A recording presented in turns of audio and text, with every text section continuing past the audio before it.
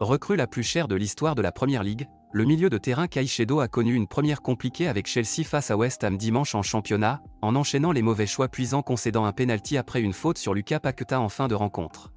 L'ancien de Brighton s'est déjà attiré les foudres du consultant de Sky Sport, Jamie Carragher. C'est un cauchemar pour ses débuts, c'est un petit paresseux, il entre et dès sa troisième touche de balle il tire, il n'est pas connu pour sa qualité de frappe et je ne suis pas sûr qu'il ait été acheté pour ça, a pointé l'ancien de Liverpool.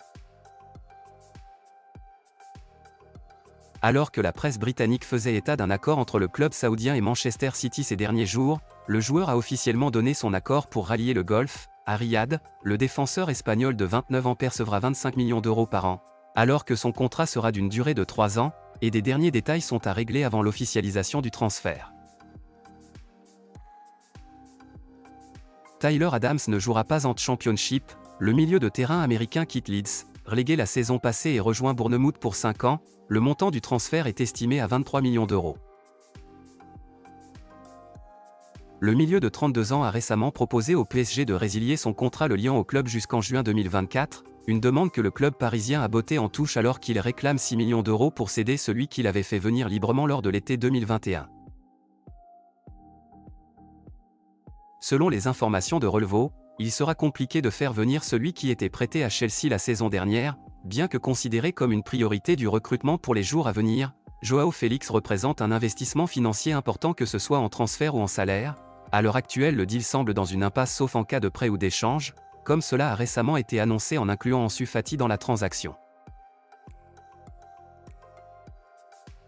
Si Laurent Blanc redoute les futurs départs de Bradley Barcola et Ryan Cherki dans les dernières heures du mercato, l'OL aimerait offrir des recrues de poids d'ici la fin du mois d'août, et bonne nouvelle, l'arrivée du jeune prodige ghanéen, Ernest Nuama, semble bien être en cours de finalisation. Le club rhodanien aurait conclu un accord avec son homologue danois du FC Nordsjælland pour un prêt d'1 an avec option d'achat obligatoire fixée à 21 millions d'euros.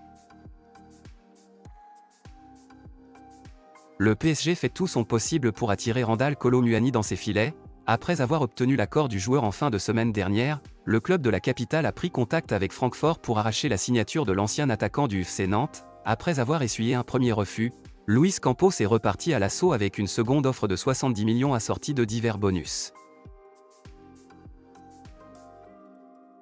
À en croire certains journalistes, le Real Madrid pourrait attendre la fin du mercato estival pour passer à l'action, mais une source proche du Real Madrid a tenu à démentir ces informations. Le club espagnol ne compte pas foncer sur l'international français durant ce mercato estival, et pour voir la reprise du feuilleton, il faudra vraisemblablement attendre 2024.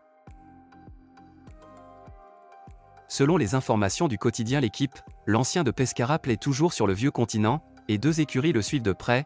Il s'agit de Manchester United et du Bayern Munich. Pour le moment, aucune offre n'est évoquée, mais la fin du marché des transferts réserve toujours de belles surprises.